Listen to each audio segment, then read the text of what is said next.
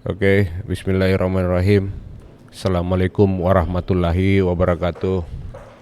Alhamdulillahirabbil alamin. Hari ini kita kembali bertemu di kesempatan untuk melakukan proses perkuliahan. Alhamdulillahirabbil alamin. Puji syukur kehadirat Allah Subhanahu wa taala yang telah melimpahkan rahmat, hidayah serta kesehatan bagi kita untuk senantiasa menyelenggarakan proses belajar ya, di mana tanpa adanya kesehatan dan kesempatan maka kita sulit untuk melaksanakan hal-hal seperti ini, mengupayakan dari keterbatasan yang kita alami saat ini. Senantiasa juga kita kirimkan salawat dan taslim kepada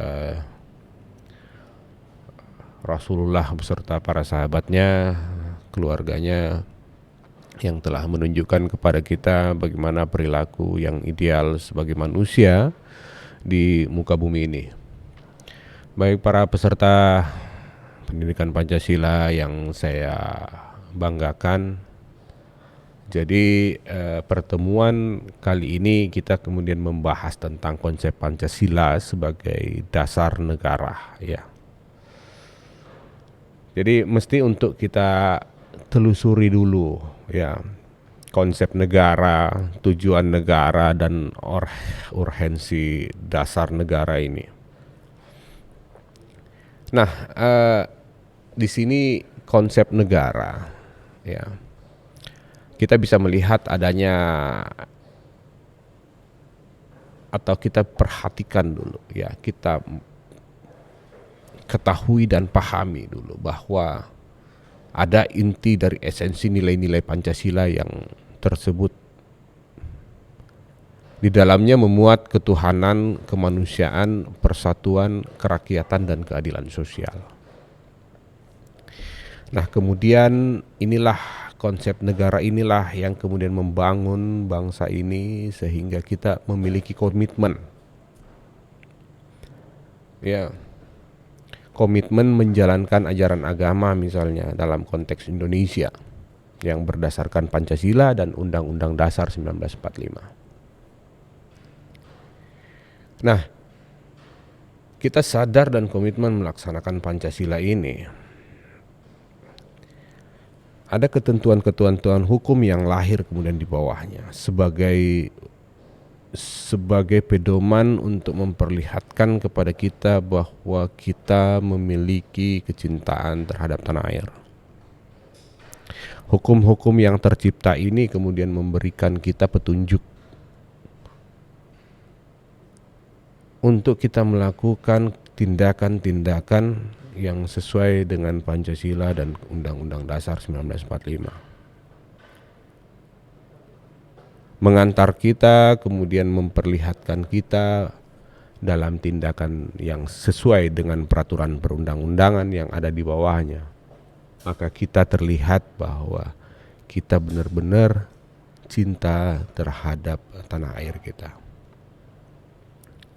Nah, disinilah kemudian konsep Pancasila ya melahirkan berbagai regulasi yang ada di bawahnya ya.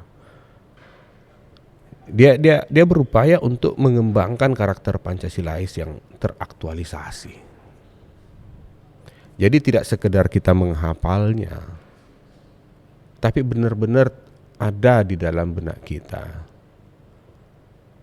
Kemudian kita aplikasikan. Setelah kita mengaplikasikan, kita terkadang coba menganalisis. Apakah kemudian tindakan yang kita lakukan ini yang berkesesuaian dengan Pancasila? Ini benar-benar memberikan manfaat bagi diri Anda atau orang lain. Nah, disinilah kemudian Anda mengevaluasi. Anda mengevaluasi dan membentuk sebuah kreasi baru. Makanya perilaku-perilaku ketika mengamalkan, mengaplikasikan Pancasila itu berbeda-beda. Itu berbagai proses telah dilaksanakan. Ada memahami, kemudian ada mengaplikasikan dalam kehidupan keseharian. Dia menganalisis apakah kemudian ini diaplikasikan bisa memberikan dampak terhadap dirinya atau masyarakat. Ya kalau memang belum memberikan dampak secara maksimal, ya kemudian mengevaluasi apa yang kemudian menjadi kekurangan baginya. Dalam tataran kreasi inilah kemudian Anda berkreasi untuk mengaplikasikan nilai-nilai Pancasila, sehingga terbentuk perbedaan tindakan dalam mengaplikasikan nilai-nilai Pancasila tersebut. Nah, kadang kreasi ini yang tidak melewati evaluasi dan hasil analisis yang tepat, maka terkadang tindakan yang dilakukan oleh seseorang itu bisa tidak berada dalam koridor atau jalur apa yang dicita-citakan oleh Pancasila. Nah, ini sangat penting untuk dipahami bagi para peserta didik, ya, karena kedepannya kemudian yang saya selalu sampaikan bahwa kita ini adalah agent of change ke depannya, agen sebuah perubahan. Kita akan menakodahi yang namanya Negara Kesatuan Republik Indonesia. Jika kemudian konsep negara, ya, dari Pancasila ini kita tidak wujudkan, tidak kita amalkan, ini sulit teraktualisasikan, ya, sulit untuk kelihatan bahwa kita benar-benar melakukan tindakan-tindakan yang berkesesuaian dengan apa yang dikatakan bahwa kita ini seorang yang Pancasilais. Ini bukan persoalan bahwa kita memahami Pancasila, kita mengetahui, ya, itu udah cukup. Jadi seperti yang saya sampaikan tadi, perlu ada analisis, perlu ada evaluasi, perlu ada kreasi. Disinilah kita membangun bagaimana caranya sesuai dengan karakter kita masing-masing. Kita kemudian mencoba untuk mengaplikasikannya dulu. Mengaplikasikan itu enggak langsung halus, enggak langsung bagus. Anda dapat dikatakan bisa berjalan dengan baik, Anda harus jatuh-jatuh dulu semasa kecil Anda. Enggak bisa dikatakan jalan dengan baik ketika Anda setiap berjalan 2 langkah jatuh. Setiap berjalan 2 langkah jatuh. Mengaplikasikan berjalan itu perlu latihan. Perlu pengalaman. Jadi Anda menganalisisnya. Bagaimana kemudian Anda supaya tidak jatuh dalam berjalan. Tapi mesti diaplikasikan dulu. Nah, bagaimana kemudian kita mau mengaplikasikan sedangkan kita saja mungkin ada yang menyimak video ini belum hafal Pancasila. Bahkan tataran untuk pengetahuan tentang Pancasila pun belum cukup. Apalagi mau memahami. Ini tingkatan berikutnya adalah mengaplikasikan. Udah memahami, bagaimana kemudian kita mengaplikasikan. Berjalan waktu anak-anak itu dia mengaplikasikan, kemudian dia menganalisis kenapa saya sampai bisa jatuh. Ini kodrati. Itulah kesempurnaan manusia yang diberikan oleh Sang Pencipta. Ia kemudian menganalisis dan mengevaluasi. Kalau jalan saya seperti ini, tetap jatuh.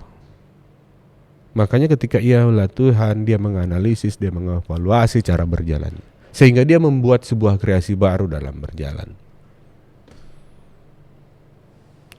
Untuk mempertahankan dia dapat dikatakan berjalan dengan baik, maka ia terus berlatih, sehingga ketemu cara berjalan dengan baik. Begitupun dengan berlari.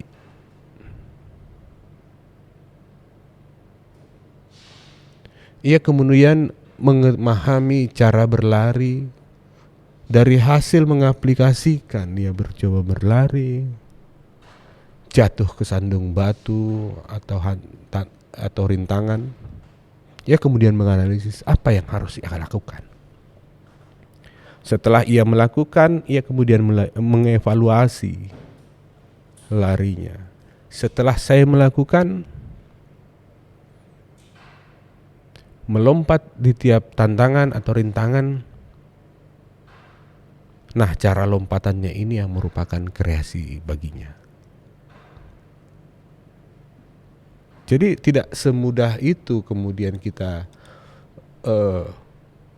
mengamalkan Pancasila, kemudian dapat teraktualisasi sikap yang jujur, disiplin, tanggung jawab, peduli, santun, ramah lingkungan, gotong royong, cinta damai, responsif, proaktif, bertanggung jawab atas keputusan yang diambil berdasarkan pada prinsip musyawarah dan mufakat. Gak semudah itu. Bagaimana kemudian kita bisa mendapatkan kedisiplinan misalnya, atau kejujuran misalnya. Nah, aktualisasi kita saja nggak bisa dikatakan bahwa kita berupaya untuk bersikap jujur. Terlihat bahwa kita tidak berupaya untuk bersikap jujur. Itu teraktualisasikan gitu. Misalnya, ya maaf saja, mungkin di antara peserta ini tidak ada yang seperti ini, tapi saya boleh mencerita di kelas lain. Terkadang di kelas daring yang saya selenggarakan, ada yang kemudian yang saya pantau, memang saya pantau bagaimana kemudian tindakan-tindakan kelas yang ia lakukan. Terpantau karena ada jejak digitalnya. Ya. Ia kemudian berupaya untuk terlihat jujur, tapi enggak.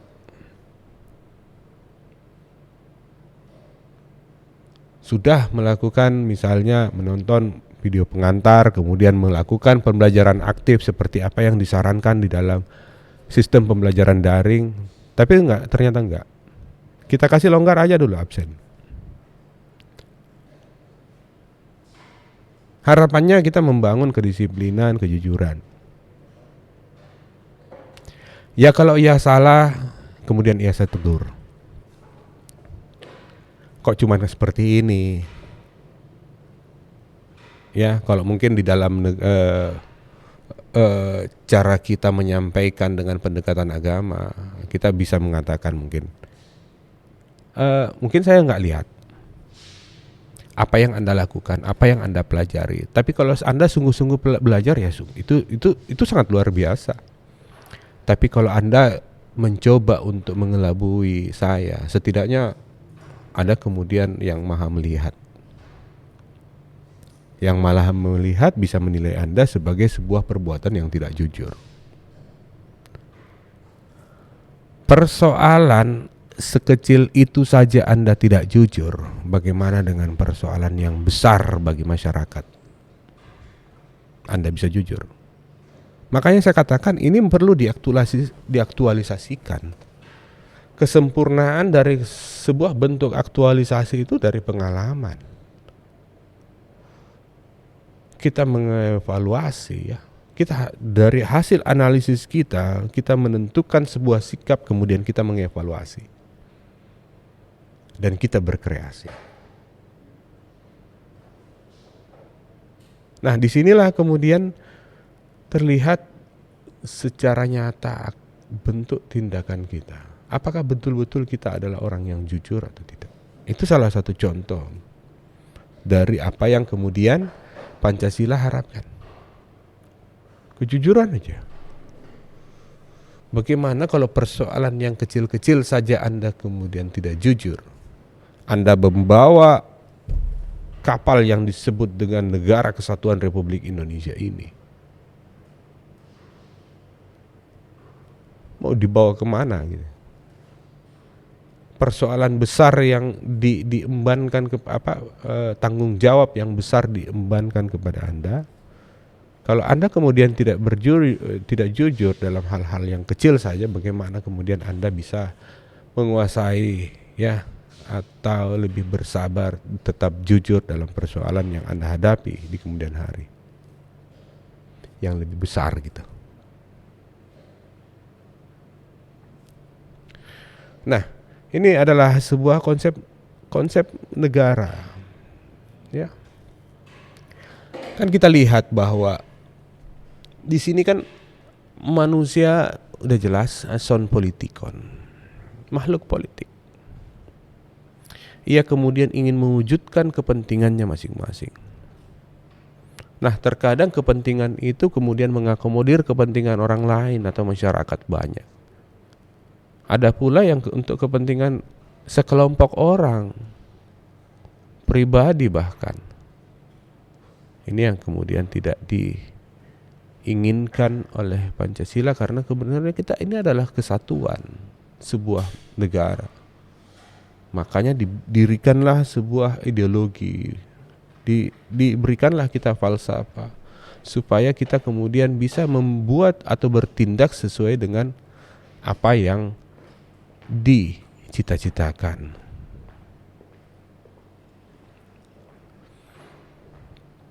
Ya, jadi jelas bahwa di sini selain konsep ada tujuan negara. Kita sudah mulai mendapatkan gambaran, ya. Tujuan negara misalnya kemerdekaan sebagai tujuan negara. Apakah Anda sudah merdeka hari ini?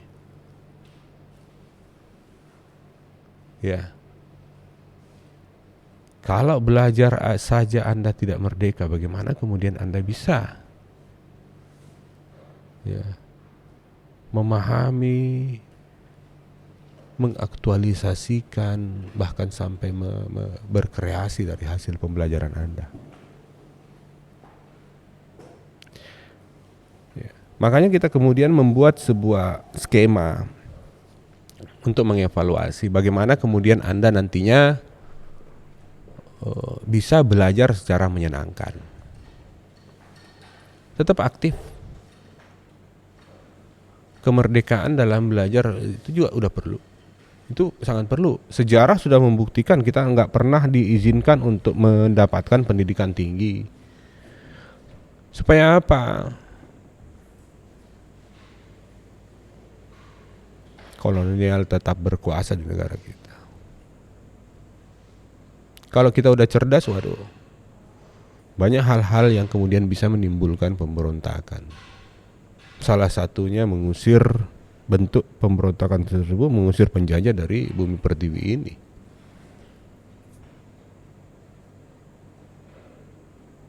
Ini perlu kita pahami bahwa tujuan negara ada, berasal dari Pancasila.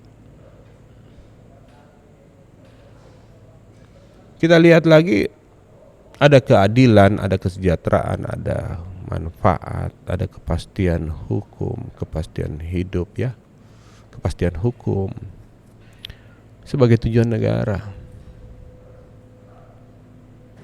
Ia kemudian berdasarkan Pancasila ini, ia membangun tujuan negara ini supaya kita betul-betul mendapatkan keadilan bagi seluruh masyarakat Indonesia. Bisakah Anda gambarkan bagaimana kemudian bentuk keadilan yang dilahirkan oleh Pancasila? Nanti kita evaluasi di